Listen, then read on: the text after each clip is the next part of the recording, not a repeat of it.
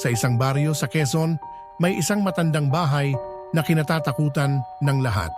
Matagal na itong walang nakatira, ngunit gabi-gabi may nakikitang babaeng nakasilip sa bintana sa ikalawang palapag. Isang araw, naglakas loob si Marco, isang bagong salta sa baryo, na silipin ang loob ng bahay. Sabi niya, wala naman talagang multo. Imahinasyon lang yan. Gabi ng Biyernes, dala ang flashlight at cellphone, pumasok siya sa bahay.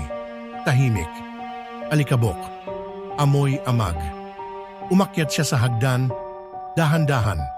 Pagtapat niya sa kwarto, kung saan madalas makita ang babae, bumukas ang pinto ng kusa. Walang tao.